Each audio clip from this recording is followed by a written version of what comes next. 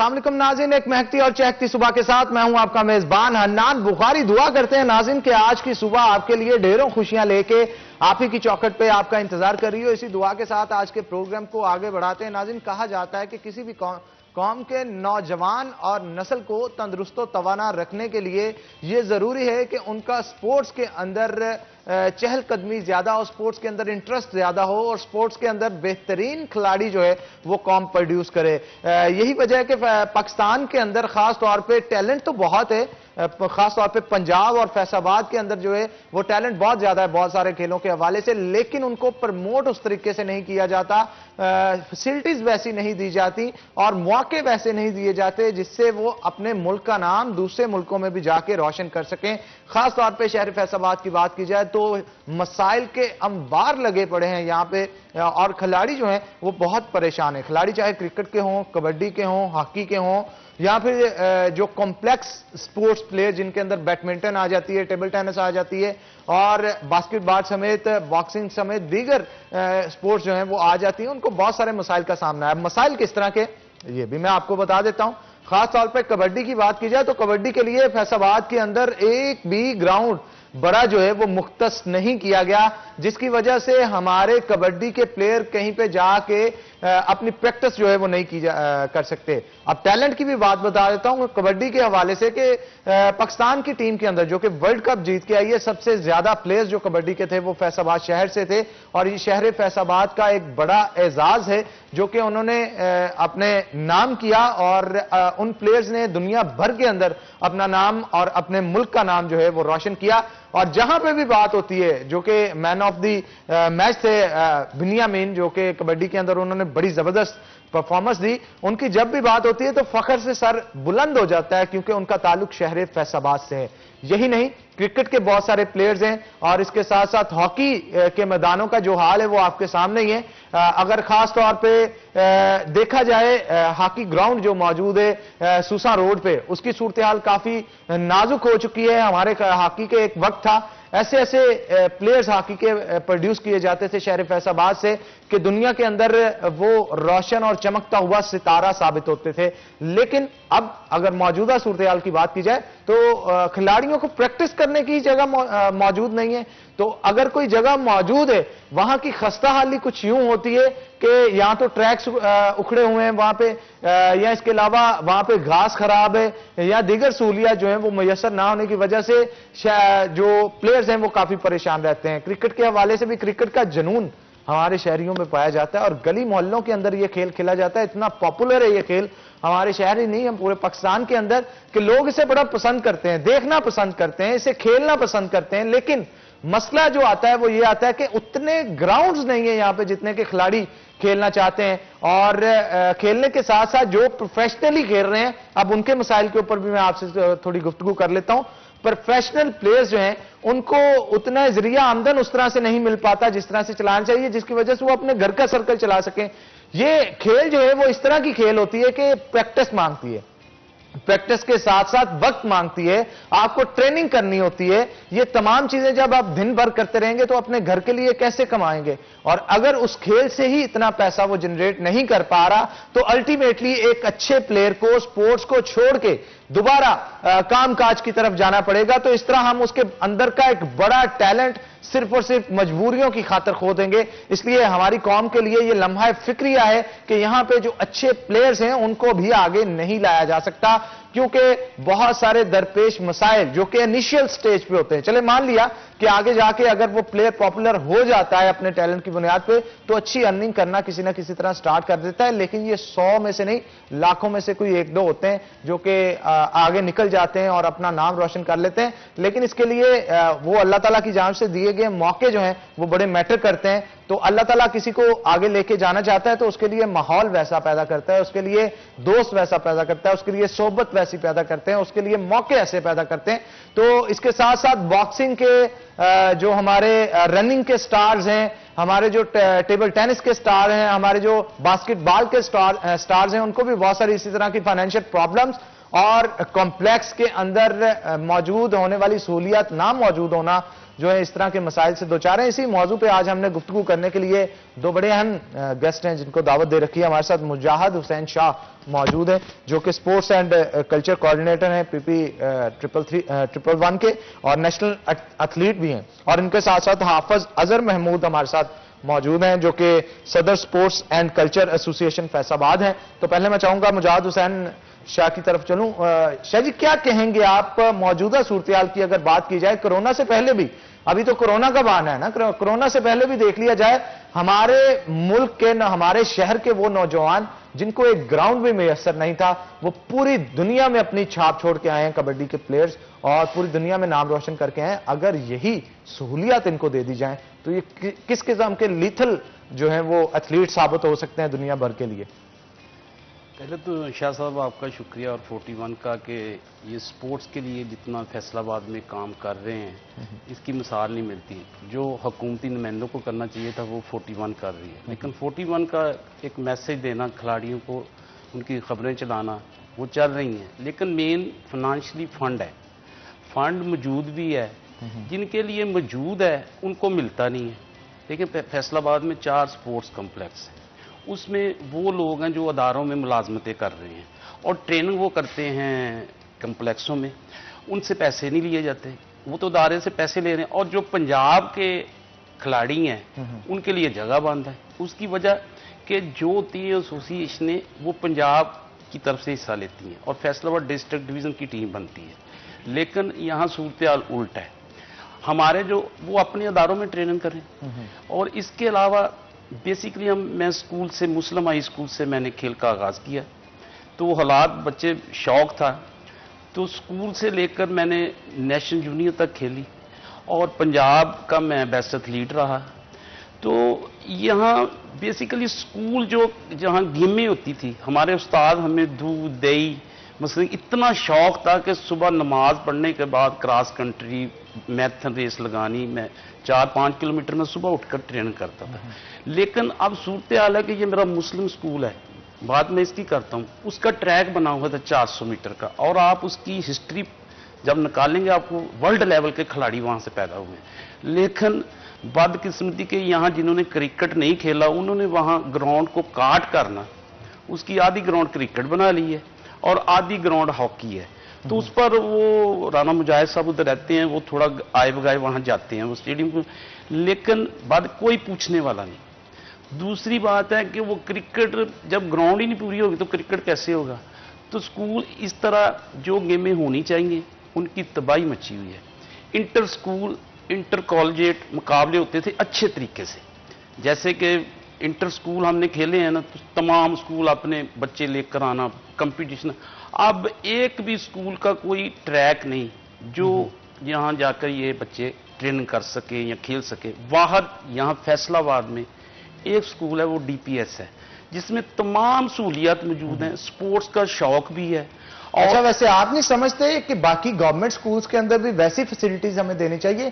तभी तो हम पढ़े लिखे नौजवानों में से ही जो स्पोर्ट्स के एथलीट्स हैं वो निकाल सकते हैं। अगर वैसी सहूलियत बाकी स्कूलों में नहीं मिलेगी ये तो फिर ज्यादती है ना। सर ये बात है कि सहूलियत किसने देनी है? गवर्नमेंट ने देनी है, और गवर्नमेंट फी बच्चे से, मेरा फीस में स्पोर्ट्स फंड लेती है, और इतनी फीस नहीं, सिर्फ जो हमारे टीचर हैं या PTI हैं वो अपनी नौकरियों से गाफिल हो चुके हैं। उनको उनकी, आप किसी भी स्कूल में चले जाएं, घास दिखा दें मुझे या पानी, बेलदार वो नहीं काम कर रहा, स्पोर्ट्स के लिए जो रखा वो नहीं काम कर रहा, और उनके से और काम लिए जाते हैं। वो बच्चे टैलेंट है, बच्चे अगर उनको एक्टिविटी, आप ग्राउंड देख लें, किसी भी स्कूल में चले जाएं, आप माशाल्लाह काफ़ी तजर्बा रखते हैं, किसी भी स्कूल में खेलने के लिए कोई मियारी ग्राउंड ही नहीं है। इन्होंने जब कोई कंपटीशन, पहले होते थे बहुत अच्छे मुकाबले, अब जब ग्राउंड नहीं होगी, फीस इनके पास है, देखें CO साहब बैठे हैं एजुकेशन के, एडमिनिस्ट्रेशन बैठी है, इनके पास जाएंगे, इनको एप्लीकेशन देंगे, ये हम मुकाबले करवा रहे हैं, इसमें आप पार्टिसिपेट करें, हमें फंड चाहिए, तो मेरा ख्याल है वो कभी इनकार नहीं करेंगे। बिल्कुल नहीं करेंगे, और इस चीज को जितना बढ़ाया जा सके कम है, क्योंकि अगर हम हौसला अफजाई नहीं अपने प्लेयर्स की करेंगे तो वो आगे किस तरह से बढ़ेंगे। तो नाज़रीन एक ब्रेक लेंगे, ब्रेक के बाद दोबारा हाजिर होते हैं, कहीं मत जाइएगा, हमारे साथ रहिएगा।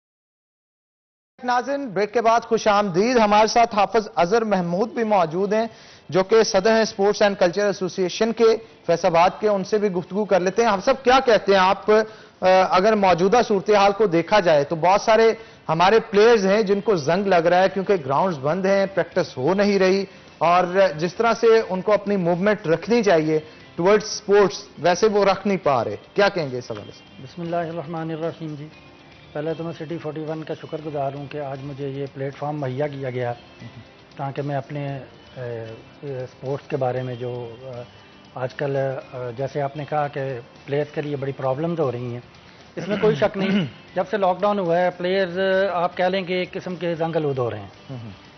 मेरी foundation Pakistan sports and culture foundation है जिसके फंड चीफ है इमरान खान साहब और हमारे प्रेसिडेंट हैं इफ्तिखार इलाही साहब, इस और हमारे जनरल सेक्रेटरी नवीद आलम ओलंपियन साहब हैं। हम ये फाउंडेशन अब प्लेयरों के लिए जो है ना, ये पूरी कोशिश कर रहे हैं कि आने वाले दिनों में गेम्स को ओपन किया जाए। अगर इसी तरह रहेगा तो प्लेयर तो घर बैठे बिल्कुल बेकार हो जाएंगे और उनके लिए आने वाले वक्त में बड़ी प्रॉब्लम्स क्रिएट होंगी। क्योंकि आप देखें उनकी ट्रेनिंग साल हर साल पे आप देखें ग्रास रूट लेवल से वो शुरू करते हैं, और अगर इस तरह इतना बड़े बड़े गैप आना शुरू हो जाएंगे तो ये बड़ी प्रॉब्लम क्रिएट होगी प्लेयर्स के लिए। जैसे आप ये बात कर रहे थे कि प्लेयर्स माली मुश्किलात का भी शिकार हो रहे हैं, इसके लिए भी ऐसे फंड अरेंज होने चाहिए कि अगर कुछ ऐसे हालात पैदा हों तो प्लेयर्स को वो फंड मुहैया किए जाएं ताकि वो अपनी गेम्स को, अपनी ज़िंदगी को बेहतर तरीके से गुजार सकें। इन दोनों हमने देखा कि वो प्लेयर्स जो पाकिस्तान लेवल पे खेले, बाहर जाके खेलते रहे हैं, मगर माली मुश्किलात की वजह से आजकल बड़े परेशान थे। मैं इस मामले में हमारा जुगनू स्पोर्ट्स क्लब है उसका मैं शुक्रगुजार हूँ, मैं उसका पंजाब का प्रेसिडेंट भी हूँ। हमने पिछले दिनों कुछ फंड्स अरेंज किए थे जो हम इन प्लेयर्स के पे खर्च किए हमने, और इंशाल्लाह आने वाले वक्त में भी ऐसा एक प्लान हम कर रहे हैं। अब बात यह है कि यहाँ हमारे मुल्क में बल्कि पाकिस्तान में और फैसलाबाद में ख़ास तौर पे खेल की सहूलियात ग्राउंड्स बहुत कम हैं। जैसा कि हमारा दौर था जब हम गेम्स किया करते थे तो स्कूल और कॉलेज की ग्राउंड आम ओपन हुआ करती थी, हम वहाँ जाके गेम करते थे, मगर आज ये सूरत हाल नहीं है। स्पोर्ट्स एंड कल्चर फाउंडेशन के प्लान में ये चीज़ शामिल है कि हम ये ग्राउंड जो स्कूल और कॉलेज की हैं ना, ये दोबारा से प्लेयर्स के लिए और अहले मोहल्ला के लिए ओपन की जाएँ ताकि वो प्लेयर जो ग्रास रूट लेवल से पहले आते थे ऊपर, वो दोबारा आना शुरू हैं। इसी वजह से कम सहूलियात की वजह से आज हम देखें हमारी हॉकी कहाँ है। एक क्रिकेट अगर खास तौर पे खवातीन के हवाले से गुफ्तगू की जाए, मर्द तो चले कहीं ना कहीं जुगाड़ लगा के किसी ग्राउंड में खेल लेते हैं, खवातीन के लिए ग्राउंड मुख्तस होना लाजमी होता है क्योंकि वहाँ जहाँ पे उन्होंने ट्रेनिंग करनी होती है, हमारा कल्चर ऐसा है कि वो चाहती हैं कि और कोई मर्द पास ना हो, लेकिन एक भी ग्राउंड खवातीन के लिए यहाँ पे मुख्तस नहीं किया गया। क्या कहेंगे इस हवाले से? हाँ जी, इसमें कोई शक नहीं है कि खवातीन के ये बड़े मसाइल हैं। जब भी बात हुई है इस बात पे तो खवातीन का यही कहना था कि हमारे लिए कोई ग्राउंड ऐसा नहीं है जहाँ हम ओपनली जाके अपना जो है ना वो गेम कर सकें, और इंशाल्लाह हम कोशिश करेंगे कि कम से कम फैसलाबाद में 8 कॉम्प्लेक्स जो है ना वो खवातीन को दे दिया जाए, जहाँ सिर्फ हमारी खवातीन वो प्लेयर जो आपका मुल्क का नाम रोशन करती हैं। देखें पाकिस्तान में, पाकिस्तान से बाहर जो खवातीन जाएंगी ना बाहर, वो पाकिस्तान का नाम रोशन करेंगी। और इसी तरह हमारी कोशिश है कि एक स्पोर्ट्स कम्प्लेक्स जो है ना वो बिल्कुल मुख्तस कर दिया जाए इन खवातीन के लिए जो आगे आना चाहती हैं, जो गेम कर रही हैं। वाकई इनके बड़े मसाइल हैं, आपकी बात ठीक है कि बाहर ओपन जो बॉयज़ प्लेयर हैं, दूसरे मर्द हैं, वो तो बाहर जाके गेम कहीं भी कर लेते हैं, कोई ना कोई आजकल भी देखा गया है जुगाड़ लगा लेते हैं। मतलब मुकामी पार्ट्स जो हैं अगर उनकी सूरत बेहतर नहीं है तो मैंने बहुत सारे प्लेयर्स ऐसे भी देखे हैं कि अपने तौर पे वहां पे अखाड़ा बना रहे होते हैं, अपने तौर पे क्रिकेट के लिए पिच तैयार की जाती है, अपने तौर पे वहां पे फुटबॉल का ग्राउंड बना लेते हैं। अगर गवर्नमेंट की तरफ से उनकी नुमाइंदगी नहीं की जाती, उनकी सरबराही नहीं की जाती, उनको सहूलियत मुयसर नहीं की जाती, तो अल्टीमेटली उनकी कोशिश होती है कि किसी ना किसी तरह जो है वो जुगाड़ लगा के अपने खेल को कंटिन्यू करें। लेकिन फिर भी बहुत सारे मसाइल हैं इसके बावजूद भी जो कि उनको फेस करने पड़ते हैं, और खवातीन को तो मसाइल का अंबार है। ठीक है। अगर स्पोर्ट्स कॉम्प्लेक्स की बात की जाए वो उनको ठीक तरीके से मुयसर नहीं, वहां पे सहूलियात नहीं मुयसर। अगर ग्राउंड्स की बात की जाए वो नहीं मुयसर। अगर उनकी फाइनेंशियल मदद के हवाले से बात की जाए वो भी उनको मुयसर नहीं है। तो मैंने जो ऑब्जर्व किया वो ये था कि एक ही हमारे शहर के अंदर एक ही जो स्पोर्ट्स वुमेन थी उसके अंदर मल्टी टैलेंट था। मल्टी टैलेंट कैसे था? पिछले दिनों हमारे शो के अंदर भी कुछ खवातीन आई थी, उनकी जान से वो देखा गया कि वो कबड्डी की भी प्लेयर है, वो क्रिकेट की भी प्लेयर है, वो बॉक्सिंग भी करती हैं, वो टेबल टेनिस भी खेलती हैं, वो बास्केटबॉल भी खेलती हैं। यानी एक एक लड़की के अंदर बेशुमार टैलेंट मौजूद है और वो तमाम खेलों के अंदर पंजाब लेवल पे या नेशनल लेवल पे खेल चुकी हैं और कुछ तो इंटरनेशनल लेवल पे भी। तो इस हवाले से आप क्या कहेंगे, इतना टैलेंट होने के बावजूद भी उनको सहूलियत अगर ना मिल पाए तो वो ये फिर ज्यादती है? सर बात यह है कि मैं बेसिकली स्पोर्ट्स मैन रहा हूँ और मेरा आज मसलन की मेहनत है कि मैंने जो स्पोर्ट्स के लिए किया है आज मैं 41 में बैठा हूँ। ये जेन्युइन बात है, कोई सिफारिश नहीं। कोई जितने अहदेदार फैसलाबाद एसोसिएशन के हैं इनकी अगर चेकिंग की जाए, इनमें से डिस्ट्रिक्ट, तहसील और डिवीजन लेवल तक के खिलाड़ी नहीं, किसी गेमों में हैं, ओलंपियन भी हैं, नेशनल भी हैं। तो ये तल्लकार बनाने के लिए अपने स्पोर्ट्स को सहारा लेते हैं, काम इनके कोई और होते हैं। हम स्पोर्ट्स मैन, आप खवातीन की बात कर रहे हैं, रोना आता है कि जिन्होंने मुल्क के लिए अपना परचम ब्रेज पूरी दुनिया में नुमाइंदगी की, वो जब आती हैं उनके घर वाले उनको लेके आते हैं, कोई उनकी इस्तकबाल नहीं।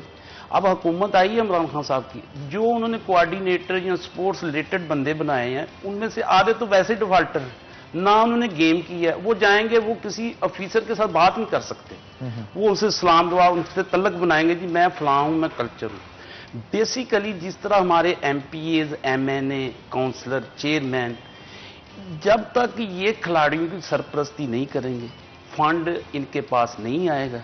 स्पोर्ट्स का फंड हर यूनियन काउंसिल में है, हर स्कूल में है, हर तहसील के पास है, लेकिन मिल नहीं रहा। वो कहां जाता है फंड? आज तक मैं आपको बताऊं कि खवातीन ऐसी खिलाड़ी हैं फैसलाबाद की जिन्होंने मुल्क की सतह पर पाकिस्तान का नाम रोशन किया। और अफसोसनाक एक बात ये मैं आपको बताऊं आप इससे, कि हमारा एक ओलंपियन था उस्मान बॉक्सर, वो बेचारा समझे, मैं तो उसे शहीद कहूंगा, जिसने इस मुल्क के लिए इंटरनेशनल लेवल पर, ओलंपिक लेवल पर पाकिस्तान की नुमाइंदगी की। मैं कहता हूं एक बंदा या DG या कोई स्पोर्ट्स का या फैसलाबाद डिवीजन स्पोर्ट्स ऑफिसर भी नहीं उसके घर गया होगा। मैं आज लास्ट टाइम से मिला, वो कैंसर से फौत। अब देखेंगे इतनी वो हालत में था ना कि वर्ल्ड चैंपियन या ओलंपियन, अब उसको कोई पूछने वाला, किसी चौधरी का कोई आदमी फौत हो जाए तो सारे MPAs, MNA, काउंसिलर वहां मौजूद होते हैं।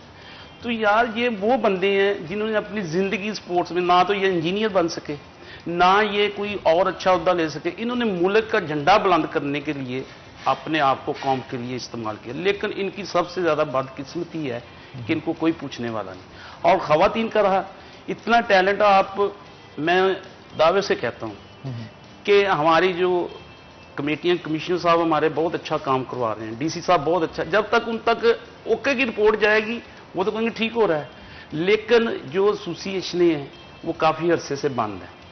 तो आप अगर कमिश्नर साहब के तक अगर जो उनके ऑफिसर्स हैं गलत रिपोर्ट पहुंचा रहे हैं, आप खुद क्यों नहीं जाते, उनको अपने मसाइल से आगाह क्यों नहीं सर? करते? इंशाल्लाह कोशिश हो रही है। मुझे शकील शाहिद साहब जो हमारे MP हैं वो खुद स्पोर्ट्समैन रहे हैं और हॉकी के बड़े जबरदस्त प्लेयर हैं भाई, और उनके भाई भी शाद इंस्पेक्टर साहब, वो भी हॉकी के इंटरनेशनल खिलाड़ी हैं, हॉकी बेस पर। उसके छोटे भाई तौहीद है, वो भी।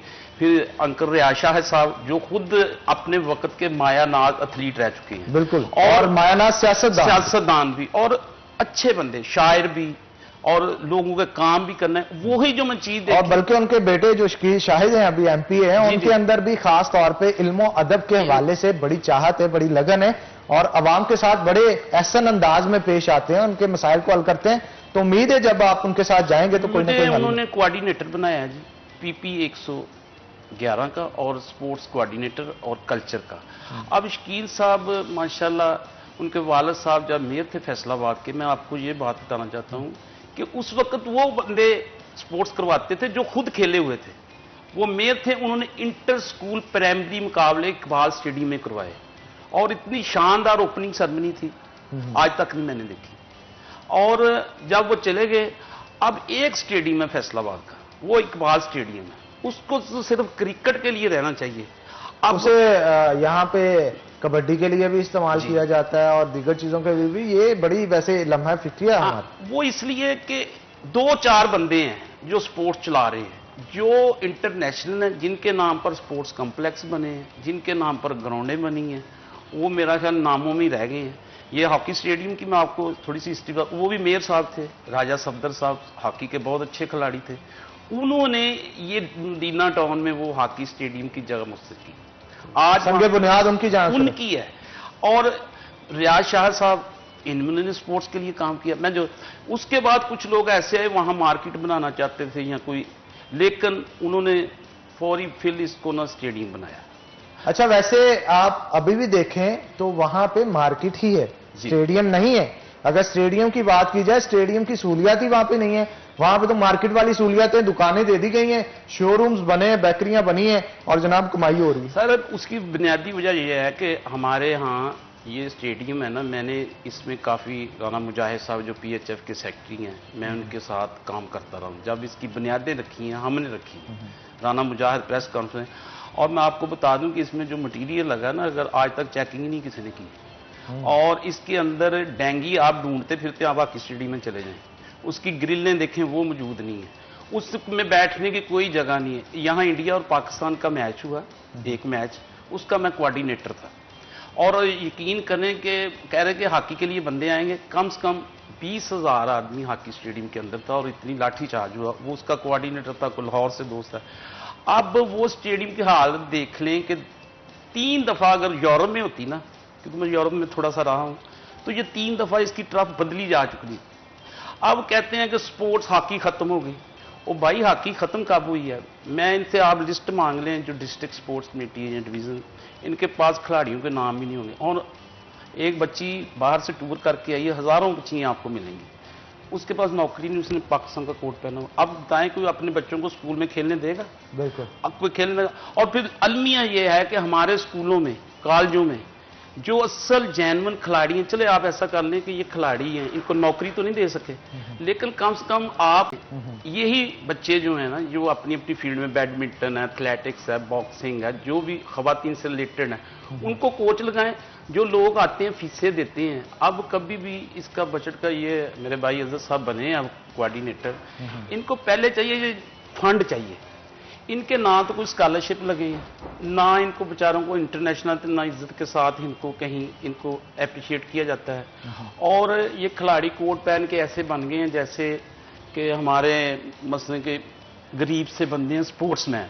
और देखें लेकिन इसलिए खवातीन की जब बात की जाती है तो खवातीन के हमारे माशरे के अंदर पहले ही निकलना बहुत मुश्किल होता है। जब उसको अगर घर से सपोर्ट मिल जाती है, ट्रेनिंग भी करवाते हैं उसके पेरेंट्स भी, मतलब अगर खवातीन जो हैं वो अकेली तो नहीं आ सकती, उन पर ड्यूटी देने के लिए भी 1-2 शख्स घर की तरफ से मामूर किए जाते हैं, या तो उसका भाई छोड़ने आता है या वाली छोड़ने आता है, तो वो भी अपने कामकाज छोड़ के उनको जो है उनका शौक पूरा करने के लिए, उनकी स्पोर्ट्स के अंदर लगन को पूरा करने के लिए वो आते हैं। इतना टाइम, इतनी एफर्ट्स, हर कुछ करने के बावजूद भी गवर्नमेंट की तरफ से उनको सपोर्ट ना किया जाए, और ऊपर से वो खिलाड़ी भी वो अच्छी हो, इसके बावजूद भी सपोर्ट ना किया जाए, तो मेरा ख्याल है ये ज्यादती है। हम अपनी खवातीन को, कहा जाता है ना, इस माशरे के अंदर बढ़ने नहीं दिया जाता, तो फिर इस तरीके से नहीं बढ़ने दिया जाता। वैसे तो बड़ी गवर्नमेंट की तरफ से कहा जाता है कि हरासमेंट के लिए बिल पास कर देते हैं, ये कर देते हैं, वो कर देते हैं, जो करने वाले काम है वो तो किए नहीं जा रहे खवातीन के लिए। पहला कि फैसलाबाद इतना बड़ा शहर है कि इसमें आप हिस्ट्री उठा कर देख लें, हमने हर गेम जीती है, पंजाब गेम हो या दूसरी हो, लेकिन बदकिस्मती है हमारे 8 MNA हैं या 4 MNA हैं या MPAs हैं। एक MNA जोर लगा के यहाँ टेंडर की जगह पड़ी हुई है, सरकारी जगह पड़ी हुई है, ये मक्कूआना है, इधर 2 मरबे जगह पड़ी हुई है। राना साहब और MNA साहब लगे हुए, मलक साहब, शेर वसीद साहब कोशिश कर रहे हैं कि यहाँ इस्लामाबाद जैसा स्पोर्ट्स कम्प्लेक्स बने और ये वक्फ कर दें। और कुछ बंदे खिलाड़ी ऐसे हैं जो खेल के लिए, खिलाड़ियों के लिए काम कर रहे हैं, लेकिन उनमें रुकावटें कि ये बंदा यहाँ से गुजर ही जाए तो अच्छी बात है। हमारे यहाँ खवातीन का स्टेडियम लाजमी है, उसके लिए हमें फौरी काम होना चाहिए। ये देखें डिस्ट्रिक्ट स्पोर्ट्स कमेटी है, डिवीजन स्पोर्ट्स कमेटी, अब कोई ऑफिसर है उसके डिस्ट्रिक्ट स्पोर्ट ये ट्रैक बना हुआ है, रैश उधर रखी हुई है, जिन्होंने खेलना वो जा नहीं सकते अंदर। ट्रैक की वो बुरी हालत है कि कोई कमेटी नहीं बनी, ट्रैक बन गया साढ़े। अच्छा साहब, आप क्या कहेंगे, ट्रैक्स क्यों नहीं रिपेयर हो रहे? एक्चुअल बात यह है कि जैसे भाई ने कहा कि हमारे यहाँ एक ये बहुत बड़ा अलमिया पिछले दौरों में रहा है कि उन लोगों को प्रमोट किया गया जिन्हें खेल की हौला नहीं, वो जानते नहीं है। अब हमारी कोशिश है कि ऐसे लोगों को आगे लेके आएं जो खुद स्पोर्ट्समैन हैं और वो इसको समझते हैं, प्लेयर के दर्द को भी समझते हैं और उन्हें पता है कि गेम्स के लिए क्या चीज़ें रिक्वायर्ड हैं। जब तक हम ऐसे लोगों को आगे नहीं लेके आएंगे। ठीक है, हमारे साथ एक कॉलर भी मौजूद हैं, कॉल भी ले लेते हैं। कॉलर हमारे शो का बड़ा इंपॉर्टेंट पार्ट होते हैं जी। अस्सलाम वालेकुम। वालेकुम अस्सलाम जी, बोल रहा हूँ, फोटो जर्नलिस्ट। जी जी माजिद साहब, पूछिए क्या सवाल पूछना चाहते हैं? मैं मुजाहिद साहब से सवाल पूछना चाह रहा हूँ कि ये पहले सहाबी थे, आज के स्पोर्ट्समैन, ये बता सकेंगे कि स्पोर्ट का सफर इनको जी मुजाहिद साहब, आपकी आवाज कट रही है। हमने कोशिश की आपके सवाल को सुनने के लिए, लेकिन कुछ आवाज भी कटती रही। लेकिन इसके बावजूद उनका कहना था आप सहाफी भी हैं जी, और पहले सहाफी हैं, फिर उनका कहना था ये मैं कहना चाहता था, लेकिन मैंने कहा टाइम आएगा। वो एक्चुअली फोटो जर्नलिस्ट है ना मुजाहिद साहब, और प्रेस क्लब से हैं, दैट्स व्हाई मेरा ख्याल उन्होंने कॉल किया कि अपने दूसरे प्रोफेशन को भी याद रखा जाए। नहीं, मैं वो आ रहा था कि मुझे अगर इज्जत दी है ना तो वो प्रेस है। मेरे भाई, मेरा किरदार सबके सामने, मेरे जितनी मीडिया में इसको सलाम करता हूँ, इसने मुझे बहुत आनर रिस्पेक्ट दी। लेकिन ये जो दूसरे लोग हैं इतना इतना करते हैं, सहाफी बेचारा इतनी मेहनत करता है, आखिर में बिल्कुल मेहनत करता है। और नाज़रीन, एक ब्रेक लेंगे, ब्रेक के बाद दोबारा हाजिर होते हैं, कहीं मत जाइएगा, हमारे साथ रहिएगा।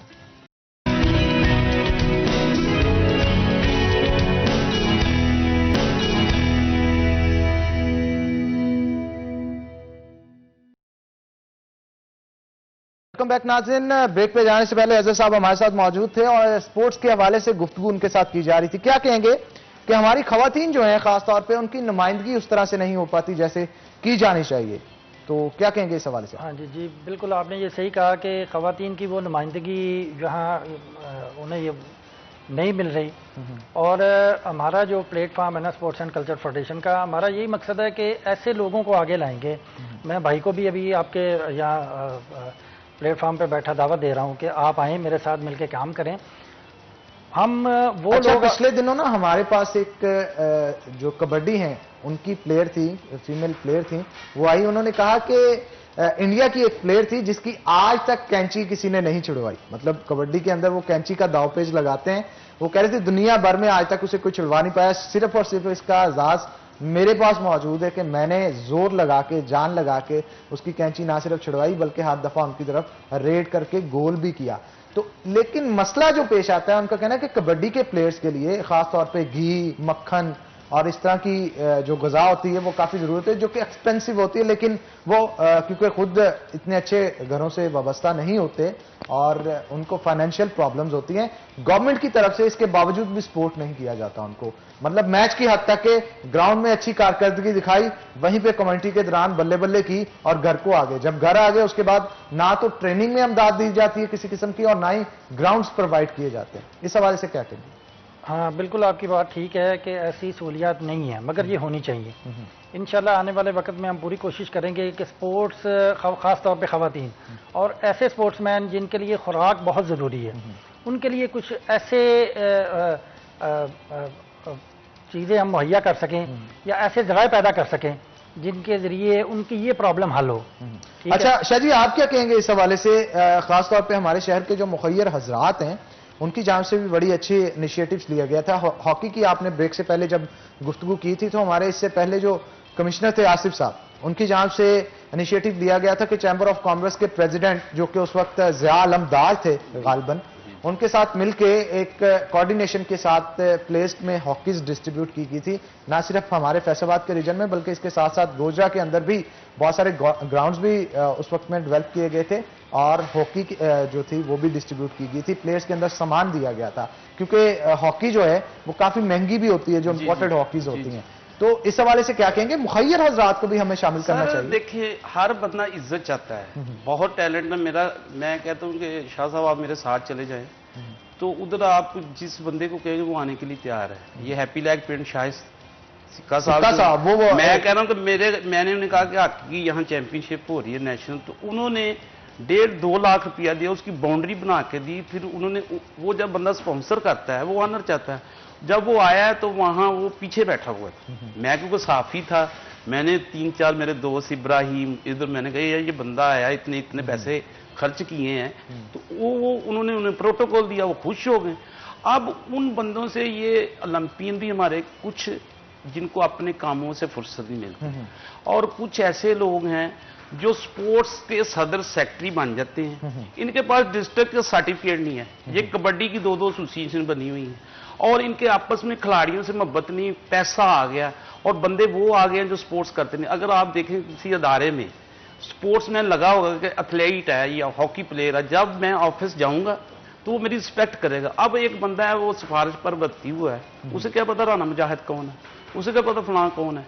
तो जो स्पोर्ट्स डिपार्टमेंट है, ये जो बच्चियां हैं, इनको कहीं ना कहीं कोच लगा रहे। कितने स्कूल कॉलेज है, और एक स्कूल में ऐसे। अच्छा, वैसे स्कूल्स के अंदर भी नुमाइंदगी नहीं हो रही। यहां पे मैं आपकी बात इसलिए काटना चाहूंगा क्योंकि अगर गट्टी का जो स्कूल है, हमारा गवर्नमेंट स्कूल है, ये यहाँ पे इसी रोड पे आगे जाके जुमरा रोड पे गट्टी स्कूल है, उसके अंदर मुझे तकरीबन 6 माह पहले जब स्कूल्स चल रहे थे जाने का शर्फ हासिल हुआ। वहां पे मैंने देखा स्पोर्ट्स डे जब चल रहा था, इतने खवातीन की प्लेयर्स मुझे वहां पे देखने को मिली कि किसी ने नेशनल लेवल पे 5 मेडल हासिल किए हैं, कोई ओलंपिक्स में जा चुका है, कोई दूसरे मुल्कों का टूर कर चुका है। यानी रेस से लेके, क्रिकेट से लेके, फुटबॉल से लेके हर तरह का प्लेयर उनके पास मौजूद था, और मल्टी टैलेंटेड प्लेयर्स थी।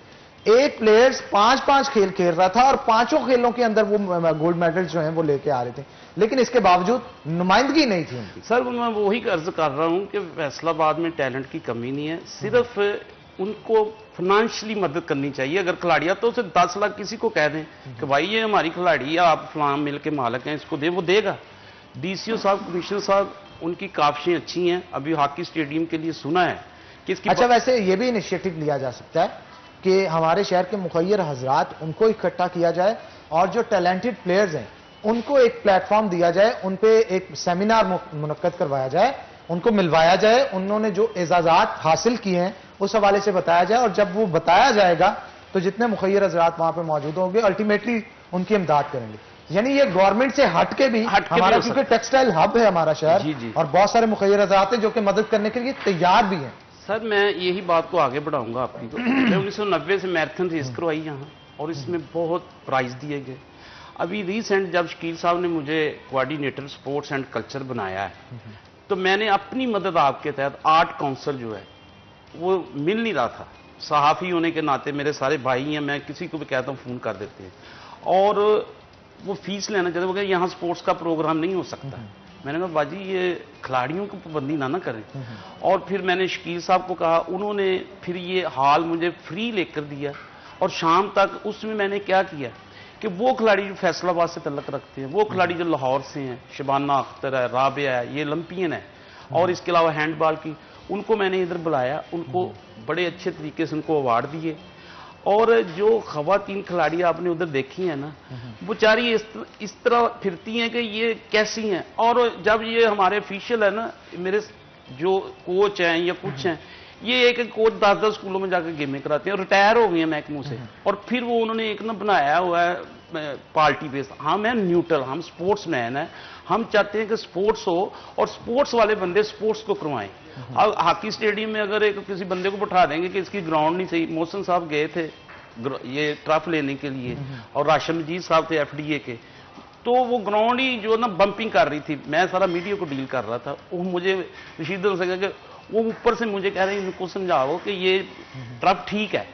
अब जैसे ऐसा होगा, और स्टेडियम का हाल देखें, किसी वक्त भी स्टेडियम को आप गौर से उसकी टिप्स बनाए, आया कि इस स्टेडियम को देखने के लिए कोई नहीं जा सकता। अब कारों का शोरूम का क्या, मैं बार्सिलोना रैक कराऊं स्पेन में, और मैंने देखा क्या स्पोर्ट्स है उधर। अच्छा, वहां पे और यहाँ पे डिफरेंस क्या फील किया आपने? यहाँ किया कि वहां गेम एक जिसे हम एजुकेशन हासिल करते हैं, इसी तरह गेम है। मतलब जितनी एजुकेशन वहां पे इम्पोर्टेंट है, वैसे ही खेलों को भी दिया जाता है। और मैं आपको शाह साहब बताना चाहता हूं कि वहां मेरा ना, मैं एक फुटबॉल टीम का फिटनेस कोच भी लगा, उसके बाद मैंने वो काम किया पाकिस्तान। अभी मेरे किसी स्पॉन्सर, मैंने 14 अगस्त के, वैसे बार्सिलोना के अंदर आप जो फुटबॉल टीम थी उसके कोच रहे हैं, ये बहुत बड़े पाकिस्तानी टीम थी, पाकिस्तानी बच्चियों की, बार्सिलोना की नहीं, बार्सिलोना की नहीं, लेकिन वहां पे खेले वहां के जो बच्चे थे ना, जो पाकिस्तानी जो यहाँ से गए हुए हैं, वो उनके साथ में उनकी फिटनेस ट्रेनिंग करवाता था। और दूसरी बात है कि एक बच्चा छोटा है ना, यहाँ तो कहते हैं बच्चे को ये मिट्टी लग जाएगी गंदा, वहां माएँ जो वो उनको लेकर आती हैं और मिट्टी में बिठाती हैं, उनको खिलाती हैं। और डॉक्टर्स का भी ये कहना है कि इम्यून सिस्टम इससे स्ट्रांग होता है। तो लेकिन इसी सूरत हाल को देखते हुए हम गवर्नमेंट ऑफ पाकिस्तान से गुजारिश करेंगे कि हमारे प्लेयर्स को खुदारा जाया ना किया जाए, उनकी हौसला अफजाई की जाए, और हौसला अफजाई ना सिर्फ और सिर्फ ग्राउंड की हद तक बल्कि उनके फाइनेंशियल मामलात के अंदर भी की जाए। तो जनाब बहुत शुक्रिया आपका मुजाहिद साहब आज के शो के अंदर आने के लिए। हमारे साथ अजहर साहब भी मौजूद थे, आप दोनों का बहुत शुक्रिया शो में आने के लिए। तो नाज़रीन, इसके बाद हमारा फेवरेट सेगमेंट किचन स्टार्ट हो जाएगा। रेसिपीज के हवाले से आप लाइव कॉल करके भी पूछ सकते हैं। तो ब्रेक लेंगे, ब्रेक के बाद दोबारा हाजिर होते हैं, कहीं मत जाइएगा, हमारे साथ रहिएगा।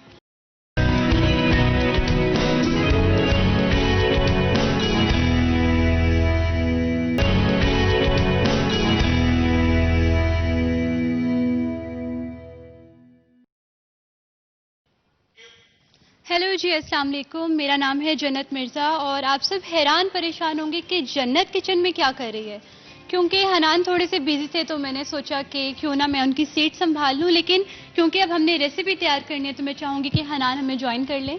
बिल्कुल जी, हमारे साथ आज बड़े स्पेशल गेस्ट हैं और पाकिस्तान का एक उभरता हुआ एक्टिंग का सितारा है हमारे साथ, और सितारा ही नहीं बल्कि जन्नत है पूरी की पूरी। और जन्नत आज खुद चल के हमारे स्टूडियो के अंदर आए, तो वेलकम करते हैं जन्नत आपको हमारे किचन के अंदर। और खास तौर पे आज का सेगमेंट काफी स्पेशल होगा, बड़ी ईद भी आ रही है तो तरह तरह के पकवान घरों के अंदर पकाए जाएंगे। और आज रेसिपी में क्या होगा हम शेफ जाजेब से जानते हैं। शेफ कैसे हैं आप? अस्सलाम वालेकुम, कैसे हैं आप? मैं बिल्कुल ठीक ठाक। शेफ क्या तैयार कर रहे हैं आज? हनान, जिस तरह के आपने पहले ही सीक्रेट जो है वो रिवील कर दिया है कि ये बकरा ईद आने वाली है तो घर में अच्छे अच्छे पकवान बन रहे हैं। तो आज की जो हमारी रेसिपी है वो है करेले और कीमा। करेले कीमा बनाए जाएंगे जी। हमारे साथ जन्नत भी मौजूद है, उनसे भी पूछते हैं कि आज मजे मजे की जो डिशेस तैयार की जा रही हैं और घरों में की जाती हैं उनके हवाले से उनका क्या कहना है, क्या एहतमाम किया जाता है बड़ी ईद के ऊपर। जन्नत बताइएगा। बारबेक्यू पार्टीज भी होती हैं, मनपसंद खाने भी पकवान भी पकाए जाते हैं, कोरमा भी बनता है जनाब अली, वहां पे पुलाव भी तैयार किया जाता है। और जिस तरह से स्माइल आपके चेहरे पे आ रही है मुझे लगता है फूड लवर भी हैं आप। बिल्कुल ऐसे ही अभी आप नाम ले रहे हैं तो मेरे मुंह में पानी आ रहा है कि पानी की नदियां, नाइग्रा फॉल जो है वो पानी के अंदर तो ऐसा है कि हम लोग ईद पे सारे कजन इकट्ठे होकर बारबेक्यू करते हैं, सारी फैमिलीज इकट्ठी होती हैं, कलेजी ये सब बनता है, बहुत मजा आता है। मजा आता है जी बारबेक्यू, और जब हो उससे उठने वाली महक जो है वो दूर भी कोई शख्स खड़ा हो तो वो अपनी तरफ खींच लाती है। मैंने तो यही फील किया क्योंकि अच्छा बारबेक्यू होता है जो वो आपकी कमजोरी होता है। तो शेफ मैं चाहता हूं आज रेसिपी आप जल्दी जल्दी बता दें। ओके, बिस्मिल्लाहिर्रहमानिर्रहीम के साथ चूल्हा ऑन करते हैं। आज आप ये देख सकते हैं कि 2 चूल्हे ऑन किए हैं, एक तरफ हम कीमा बनाएंगे और एक तरफ हम करेलों को फ्राई करेंगे। रेसिपी बहुत ज्यादा इजी है। सबसे पहले ½ kg मैंने लिया है बीफ का कीमा। इसको मैंने टाइम की कमी की वजह से बॉईल कर लिया, वरना आपने सारी चीजें एक ही दफा डालनी है और कुक कर लेना। दूसरी तरफ ½ kg करेले थे जिनको हमारी फैमिली टिप ये है कि हम उनको ना छीलते हैं ना उनको निचोड़ते हैं, नमक लगा के सिर्फ वैसे ही मतलब काटे और ऑयल के अंदर फ्राई कर लिए। ये हाफ फ्राई हुए हैं, ठीक है। तो ये वाले मैं डालूंगा इस वाली कढ़ाई में, ठीक है। आराम से डालें, मुझे डर लगता है क्योंकि इससे उठने वाले छींटे जो होते हैं, इससे आपसे पहले शेफ सलमान थे हमारे साथ, उनसे मैं बड़ा सीखा है कि खास तौर पे जो छींटे उड़ते हैं वो आपके ऊपर ना पड़े। तो जन्नत भी हमारे साथ मौजूद है। जन्नत, आपने खाना बनाया घर में कभी? नहीं बनाया तो कभी नहीं। मम्मा से सीखा तो होगा, उनकी हेल्प तो की होगी। हेल्प करती हूँ। अच्छा आप बताएंगे जो छींटे उड़ते हैं गर्म ऑयल से, इससे किस तरह से बचते हैं? क्योंकि माओं के पास बड़ी जबरदस्ती रेसिपीज होती हैं, बड़े तरीके। एक्सपीरियंस बहुत होता है इस चीज का, वो छींटे उठते ही नहीं, अगर हम डालेंगे तो वो हम तक आएंगे, वो ऐसे डालते हैं कि आते ही नहीं छींटे। अच्छा आटा गूंदा है कभी? नहीं कभी भी नहीं, बस एक दफा किया था, वो भी एक शूटिंग में। शूटिंग में? बिल्कुल। मतलब जी शूटिंग के अंदर आटा गूंदा, लेकिन उस तरह से नहीं। लेकिन एक होता है ना कि इंसान को अगर कोई खास तौर पे खाना पसंद है वो बनाना भी चाहता है वैसा, तो कभी कुकिंग के लिए ट्राई किया हो, बनाना कुछ चाहती हो और बन कुछ और गया? नहीं बिल्कुल ऐसा नहीं, मैंने काफी दफा ट्राई किया है और वो बहुत मजे का बना है। लेकिन मैं ये देसी नहीं, मैंने पास्ता सीखा हुआ है, पिज्जा बना लेती हूँ, इस तरह की चीजें। मतलब आप जरा जंकी हैं? जंकी हूँ और लेकिन जंकी होने अगर कोई शख्स जंकी होता है वो जरा नजर भी आता है, फैट होता है बॉडी पे, आप तो स्लिम एंड स्मार्ट है। क्योंकि इस फील्ड में आई हूँ तो अपने आप को मेंटेन रखना पड़ता है, जिम करती हूँ, वर्कआउट करती हूँ, तो जो मर्जी खाओ वो फिर हजम हो जाता है। डाइट कॉन्शियस भी होना पड़ता है जनाब वाली, क्योंकि अगर आप किसी सेलिब्रिटी के साथ खड़े हैं तो आपको भी सेलिब्रिटी की तरह ही लगनी चाहिए। और खास तौर पे जब आपकी ऑब्जर्वेशन पूरी दुनिया में होती है, जब आप कोई मूवी शूट करते हैं, वो रिलीज होती है, सारा पाकिस्तान देखता है, तो आप उनके लिए एक रोल मॉडल होते हैं और रोल मॉडल को जरा अपनी फिटनेस पे भी ख्याल रखना होता है। तो इस दफा ईद के क्या प्लान है आपके? इस दफा ईद के प्लान्स कुछ ऐसे हैं कि हम एक तो प्लान करें कि हम लोग जापान चले जाएं और वो हमारा पूरा ट्रैवल में निकल जाएगी, लेकिन अगर हम पाकिस्तान में हुए तो इंशाल्लाह हम सारे कजिन्स मिलजुल के ईद मनाएंगे। मिलजुल के ईद मनाएंगे, लेकिन मैं चाहता हूं आप माइक मुझे पकड़ा दें, माइक मैं आपको पकड़ाऊंगा। मैं चाहता हूं आज थोड़ी सी कुकिंग करें आप, और मैं शेफ से चाहता हूं वो चम्मच जो है वो पकड़ा दें, जरा ऐसे पैन को हलाएं जन्नत मिर्जा, और उनके साथ साथ वक्तन फक्तन गुफ्तगू भी करेंगे। अच्छा जन्नत, आप जब हंडिया बनाती हैं तो माँ बाप की तरफ से पास्ता, जैसे आपने बताया, बहन भाइयों के लिए, वालिदैन के लिए तैयार करती हैं, उनकी तरफ से अप्रिशिएट तो करते होंगे कि बड़ा टेस्टी बनाया। बिल्कुल, लॉकडाउन के शुरू में मुझे ये हुआ था कि मैं कुकिंग सीख लूं, और मामा पापा हैरान होते थे कि ये रात के 3-3 बजे किचन में कर क्या रही है, और वो कभी पास्ता निकल कर आ रहा है, कभी कुछ निकल के आ रहा है, कभी मैक्रोनी आ रही है। अच्छा, वो खिलाते किसको थे आप? मेरी तो बहनें हैं, हम तीनों आपस में खा जाते थे। तो मोटा उनमें से कौन हुआ? क्योंकि इतना कुछ जब तैयार कर रहे हैं, अलिशबा भी मेरा ख्याल है फिट है, उनसे भी मुलाकात हुई थी, आप भी स्लिम एंड स्मार्ट है। तीसरी का मुझे बताएं। तीसरी हम दोनों से ज्यादा स्लिम और स्मार्ट है। तो ये जाता कहाँ है? क्या आपका मेटाबॉलिज्म तेज है, जीन्स में कुछ इस तरह का? मुझे भी यही लगता है कि जेनेटिक्स इन्वॉल्व है इसमें। हम लोग बनाते ज्यादा हैं, लेकिन फिर वो 3 लोग हैं, 4 लोग हैं, 5 को पूरा आ जाता है वो, फिर जो भी, एक तो हम लोग अपने आप को वर्कआउट बहुत करते हैं तो वो सारा हजम हो जाता है, एक तो मेटाबॉलिज्म भी हमारा काफी तेज है। अच्छा, मूवी के अंदर भी आपने कहा कि आटा गूंदा, तो कैसा रहा एक्सपीरियंस वो? अच्छा था, मुश्किल था, लेकिन ये कि अच्छा, समटाइम होता है ना जन्नत कि आपको आटा गूंदना आता हो तो गूंदते गूंदते जब शॉट देते हैं तो नेचुरल सा लगता है, लेकिन आपने क्योंकि कभी गूंदा नहीं था, इसलिए जब शॉट दे रहे होंगे रीटेक्स तो काफी लिए होंगे। नहीं, बिल्कुल भी नहीं, मुझे पहले सिखाया गया और उसके बाद जब मैंने उसको गूंदा तो वो बिल्कुल सही था। ठीक है जी, गूंदा तो ठीक था। और खास तौर पे बड़ी ईद आ रही है, उस हवाले से आज हम कुकिंग जो है वो जन्नत मिर्जा से करवा रहे हैं, और देख भी रहे हैं आपके खास तौर पे जो चीजें तैयार की जा रही हैं। शेफ, आप मुतमिन है जन्नत अच्छा बना रही है? मुझे बहुत अच्छा बना रही हैं, और एक्टिंग के साथ साथ मुझे लग रहा है कि ये कुकिंग भी बेहतरीन, कुकिंग एक्सपर्ट भी बहुत जल्दी बन जाएंगे। जन्नत देख लें, फिर आपकी कुकिंग की तारीफें भी होना शुरू हो गई। बहुत अच्छी इन्होंने मेरी तारीफ की है, मैं इसको अप्रिशिएट करती हूँ, और मैं इनकी बात पे घर जाके बनाने की कोशिश भी करूंगी। अच्छा, यानी आप जो देख रहे हैं वो ऑब्जर्व भी कर रहे हैं, बनाने के साथ साथ ऑब्जर्व भी कर रहे हैं कि इसकी रेसिपी क्या है, और घर पे ईद पे कीमा करेले तैयार करेंगे, इसका मतलब आप? मैं कोशिश करूंगी, मैं सीख के जाऊंगी, लेकिन अब जैसा बनता है वो देखा जाएगा। जी बिल्कुल, कोशिश जो है वो तो करनी चाहिए। वो कहते हैं ना, हीले में वसीला है, तो इंसान को हरकत करनी चाहिए, हरकत में बरकत होती है। तो जैसा कि आप देख सकते हैं कि कीमा खास तौर पे भुना जा रहा है जन्नत मिर्जा की तरफ से, और इससे उठने वाली महक जो है वो मुझे बड़ा ललचा रही है। तो जन्नत से पूछते हैं कि ईद पे खास तौर पे अगर यहीं पाकिस्तान हुई तो किस तरह का खाना तैयार किया जाएगा? बारबेक्यू को तो तैयार किया जाता है, लेकिन जन्नत पुलाव वगैरह भी, कोरमा भी तैयार होता है। आपका फेवरेट क्या है? हमारे घर में ईद के पहले दिन कलेजी बनती है, और वो मुझे नहीं लेकिन मेरे मामा पापा बहुत शौक से खाते हैं, और उसी रात को हम बारबेक्यू करते हैं, जो हम सारे पूरी फैमिली बैठ के, इवन के हमारे कजिन्स वगैरह भी, हम सारे इकट्ठे बारबेक्यू करते हैं। अच्छा जन्नत, जब बारबेक्यू किया जाता है उसके लिए मैरिनेशन वगैरह भी की जाती है, खास एहतमाम किया जाता है, उसके लिए आप कोई मैरिनेशन का मेथड यूज करती हैं?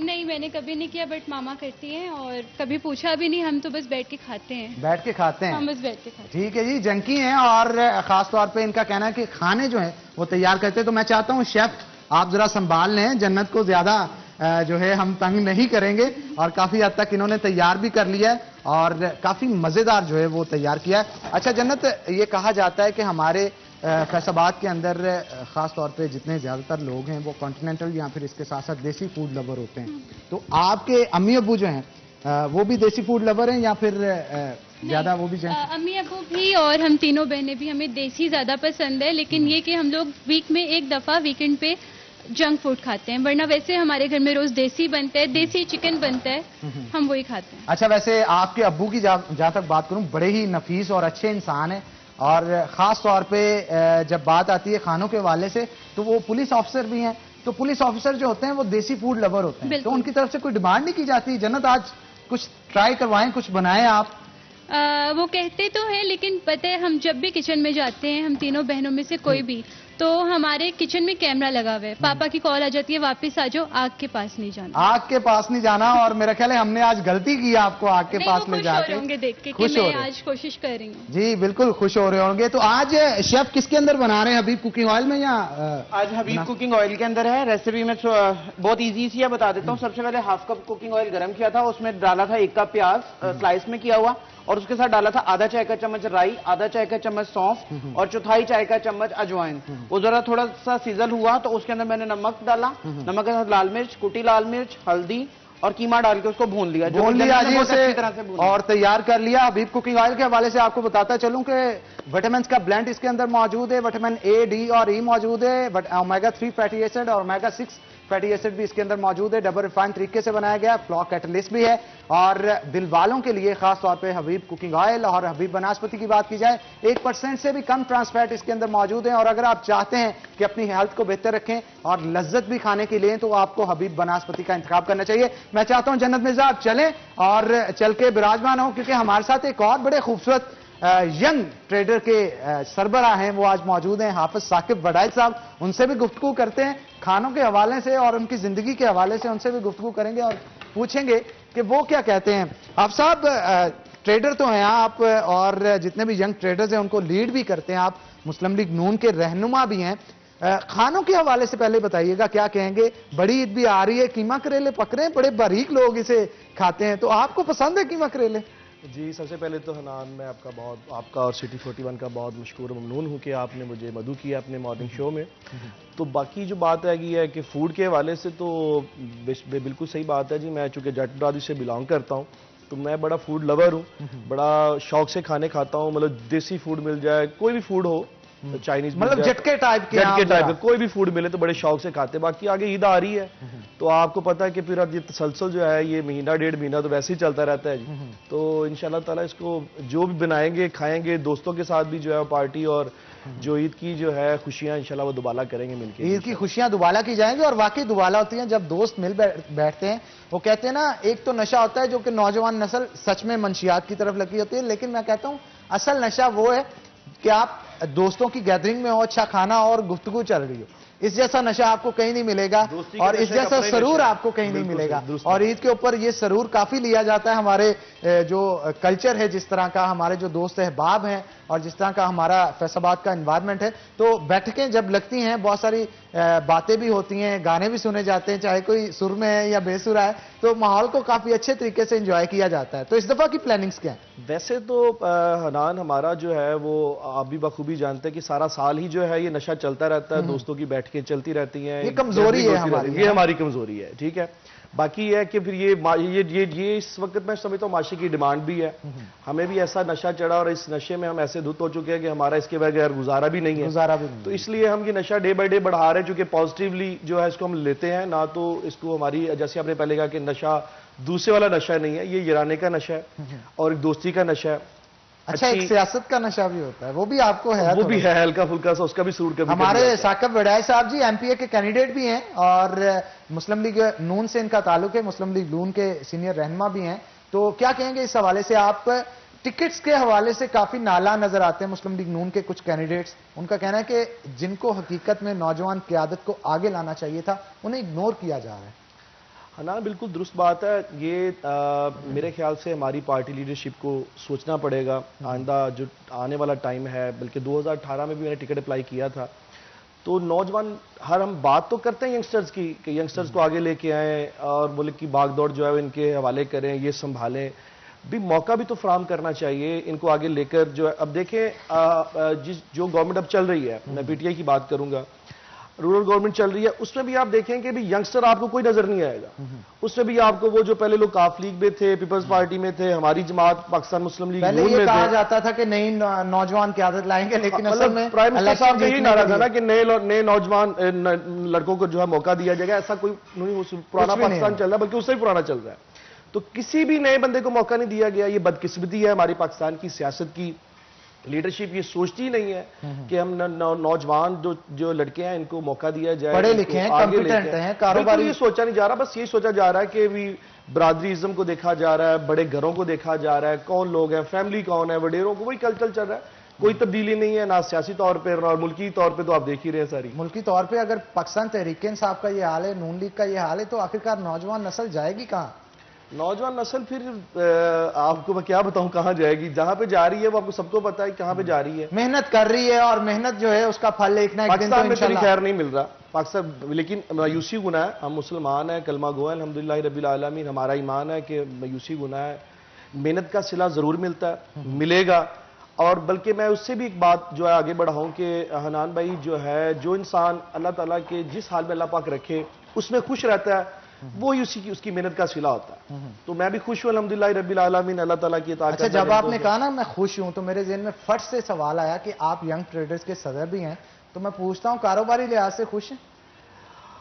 मैंने पहले कहा कि मायूसी गुनाह है, मैं तो बड़ा खुश हूं अल्हम्दुलिल्लाह रब्बिल आलमीन। लेकिन ओवरऑल अगर आप देखें तो ये जो कोरोना का सीजन अल्लाह माफ करे गया है 4-5 माह का, उससे जो पहले का था, गवर्नमेंट पॉलिसी इस तरह की है कि दरमियाना और निचले तबके का जो ताजर है, जो दुकानदार है, बिल्कुल बेचारा पिस के रह गया, उसके पल्ले कुछ नहीं छोड़ा।